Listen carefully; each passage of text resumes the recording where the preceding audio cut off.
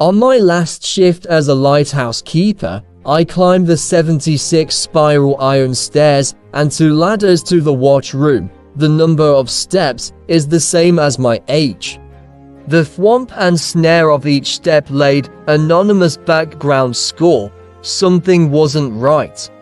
At that very moment, Richie Tedesco was pointing a fire extinguisher at the burning electrical panel in the engine room of his boat, a few miles offshore. The placard in the watch room read Marge Mabrity. Lightkeeper first lighted the depths on March 2, 1985, and hasn't missed a night. Already so close to 40 years, I could still read the skies like a book. The lighthouse smelled of aging wood, dried out moss, and the bitter acid spritz of corrosion, but out on the gallery deck, leaning against the handrails, there was the unmistakable scent of petrichor. I felt the intensity of the pressure in my ears and on my forehead. I know what you are thinking. Why had I even done it for all those years? I guess finding lost things was always the one thing about me that was uniquely my own, and I didn't know if I could give it up. A few miles back toward the mainland, Cappy patrolled the Long Island ports and seaways on his tug, waiting for salvage and rescue calls. There were still enough of them to get by, especially with these yahoos taking up boating. But the seas were not what they used to be, and Cappy barely eked out a life of sustenance back on land. Lone rangers like us were going extinct in this world of ubiquitous connection and universal alienation. It was a world of gadgets now, but it turned out our kind was more needed than ever when the gadgets failed. The 3 of us, in our solitary orbits, were bound on an intersecting course. How many things had I retired from in a lifetime of retirements? However many it was, this one felt different. A transplant from Norway, full of Viking blood, I'd had a brief career on the national downhill skiing circuit. I'd hung that up for university. Then I'd hung up the mantle of a student for a job in forestry. Quit that to start a family. That transient period that seemed never-ending before the kids left home turned out not to be. My marriage ended too, and on and on. But the longest stint was my 40 years as the lighthouse keeper at Montauk Point. It was to be a ceremonial night. Still, it felt wrong, even if I was pushing 80. Who was I to buy into this twaddle about graceful exit and diminished capacity? My thoughts were disturbed by a call on the radio, Channel 19. It was Cappy. I didn't want a mayday call, not tonight. Richie Tedesco was lost at sea, as lost can be. The fire in the engine room had only taken minutes to put out, but the electrical lines were irreparably damaged. Hours later, when the last of the juice in the ship's backup batteries ran out, Richie watched as the monitors with the electronic ocean maps and satellite-supported GPS positioning flickered and went black. Richie might as well have been surveying the moon. He had no idea of his location. It's odd how easily we take for granted that we know where we are, never realizing how often we are hopelessly lost and don't even know it. Night navigation is a real son of a bitch. A swabby mug untrained in navigation would be facing long odds of surviving such a calamity. And on the spectrum of swabby mugs, Richie wasn't even at the top of the class. But how did Richie get here? A few months back, Richie had bought a custom Sea Ray Sundancer 370 when he was promoted. Of course, he couldn't afford the new model. He settled for a year-old model with the same look and feel, but which had been heavily used and abused by the prior owner, who was a real boater. But no bother, it was his prized possession. Richie hadn't accounted for the cost of marina dues and other ancillary costs. With the hefty loan he'd taken on the boat, he lacked the funds for all the accoutrements of the boating life, things both expensive and confusing for the uninitiated seaman. These turned out to be necessary. Richie had skimped on maintenance and hired an inexperienced handyman named Louis, who was known around the marina as Louis the Wrench, to help with keeping the vessel seaworthy. A gamble that failed. Louis spent a lot more time on the phone with his bookie than with his wrench in hand. The sun lounge and dining area in the hollowed-out front hull was what first had sold him. Richie had imagined spending long romantic weekends with Renee from the spring to the fall, jaunting from marina to marina, exploring the New England coast. Richie believed this routine would somehow make up for his soul-crushing existence, where he spent his days earning a meager wage that fell far short of the lifestyle he hoped for. His work involved enforcing complex government regulations, but his employer adhered to them, only to avoid penalties, entirely bypassing their intended purpose of creating meaningful improvement. Renee didn't care about the predatory nature of the enterprise or how monotonous and unsexy the work was, but the fact that Richie was not the top dog. Not by a long shot, and there was little hope of improvement there. 5 years for a promotion of title with a raise in bonus, but not base pay? Renee knew what that meant long before Richie did. Renee was not an adventurer, she was a social climber. Replacement Richie had a proper yacht, a newer model Mercedes, and a pricier high-rise condominium. He ran his own company, doing something that sounded borderline illegal, and let's be honest, probably was. He cheated on his taxes. Replacement Richie wasn't apologizing for it either. It was a kick. He took what he wanted. Renee spent the weekends with replacement Richie and her exchangeable NPC girlfriends, sunbathing on the deck of replacement Richie's yacht, surrounded by a display of designer bags and branded bathing suit pullovers and slides. The yacht stayed permanently moored at the Star Island Yacht Club and Marina, more prestigious than Richie's Jersey City Marina. The yacht was used exclusively for marina clout and cocktail convos. It never once saw the open seas all spring and summer. But everyone had a fabulous time and didn't seem bothered at all. Reen's Instagram post of her engagement ring anchoring her fate to replacement Richie had done it. NPC girlfriend Vic was sure to comment first, for everyone's knowledge, that it was, in fact, a 4.05 carat round diamond with a perfect colorless grade. The NPCs knew on sight, like puppies who can sense one of their litter about to be adopted. It took Richie longer to find out.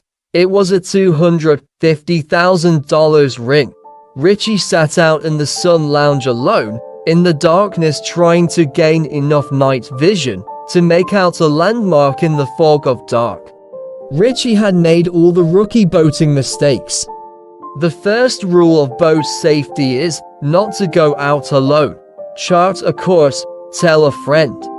Most people who get lost at sea stay lost. That is true on land as well. Despite getting his boating license, Richie skipped on-water training. The list went on and on.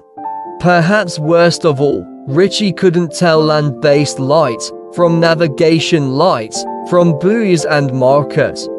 He'd spent the last 2 hours heading further out to sea and nearly scraping the side of a 3-meter-tall red ocean buoy that towered over the deck of his humble cruiser.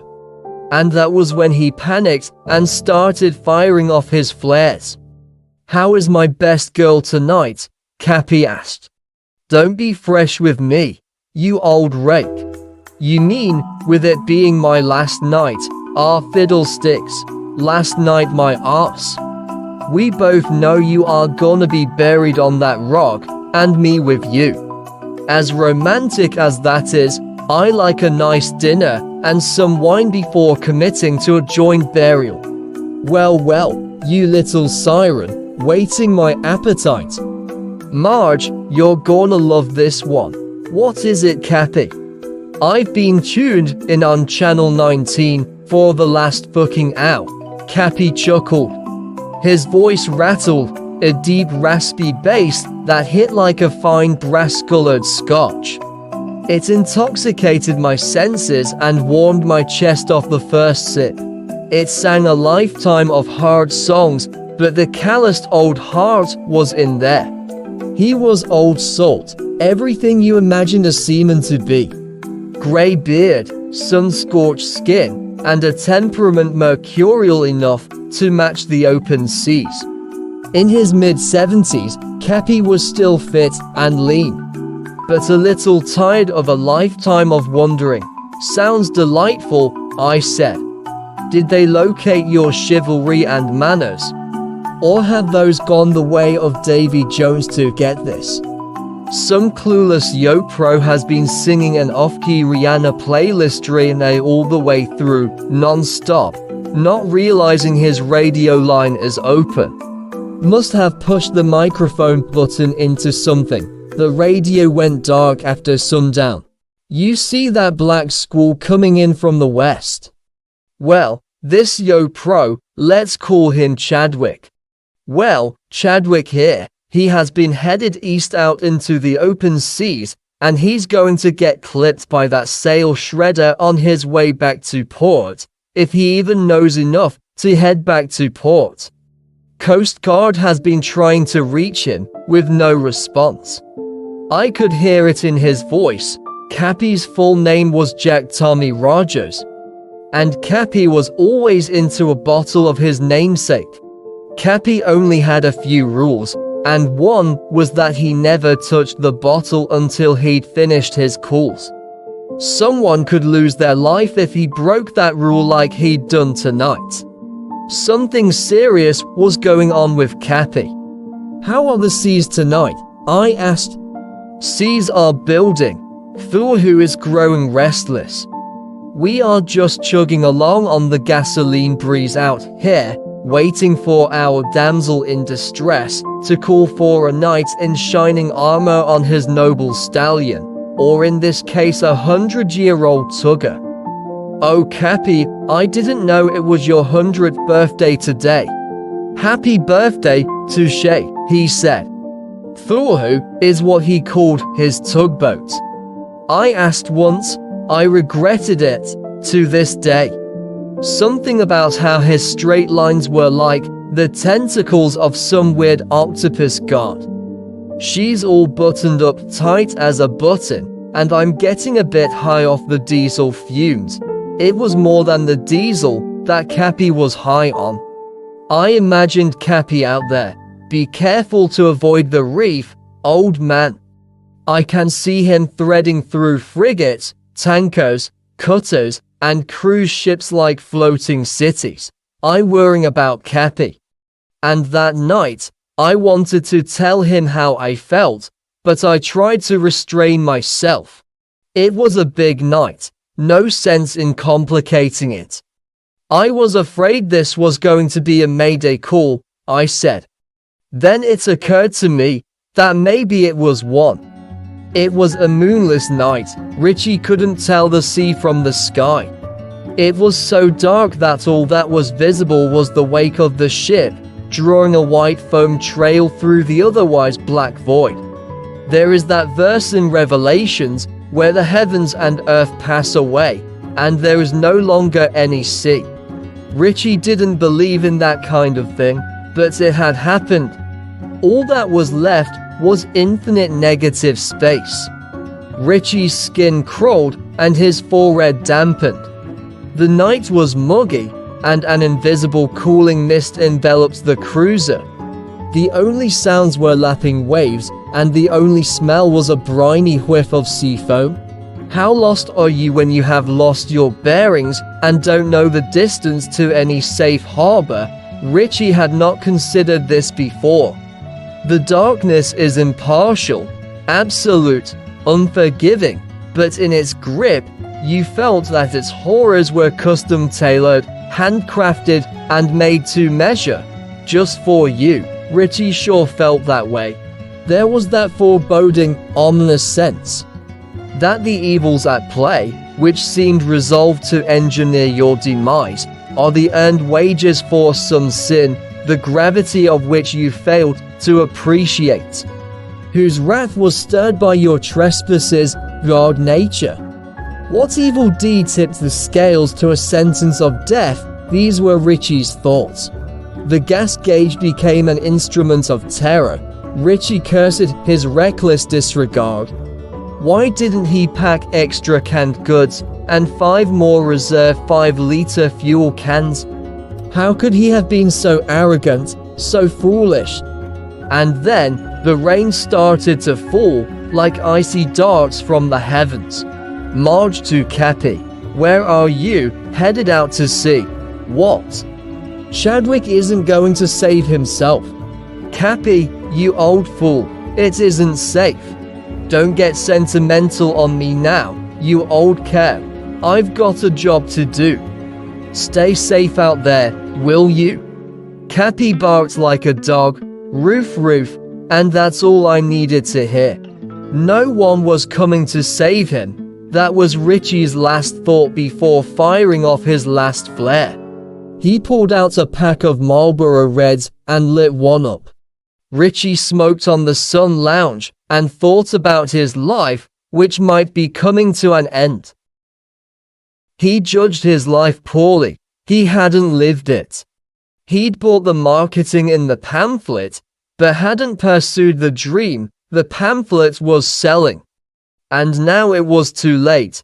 For the first time in years, Richie felt reinvigorated, clear, awakened, alive. Cappy's tugger was at full tilt, boat jumping the waves.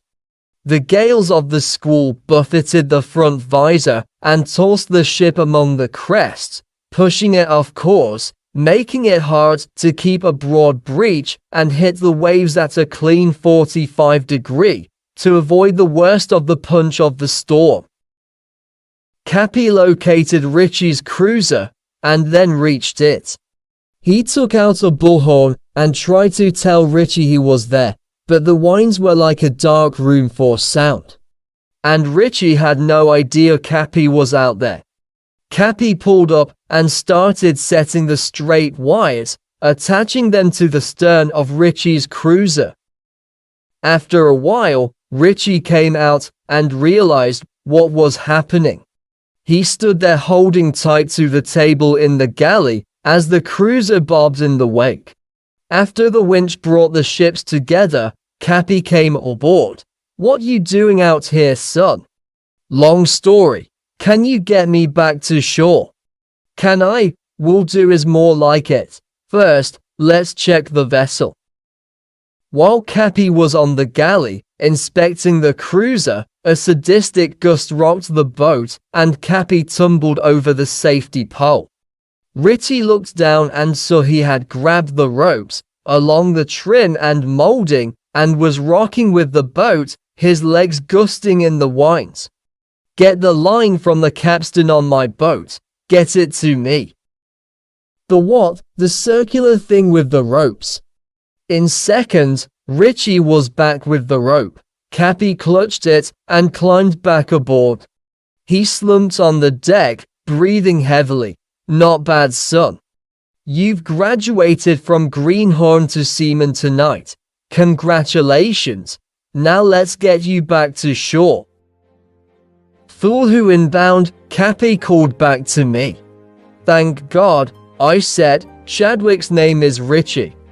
I work in finance, heartbroken greenhorn. Can't make this up. Do you see the beacon? Like I need a beacon to get me back to you, you old salty dog.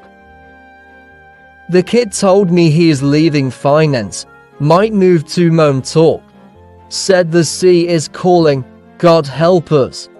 So, are you following through on this thing? I'm an old woman, Jack. We could do it together. Give me a break. I'll spend nights up there with you. Patrol days, don't tease me.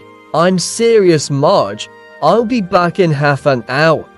Once the emergency folks take Chadwick here to the hospital, I say we have that dinner and those drinks. We've known each other 30 years.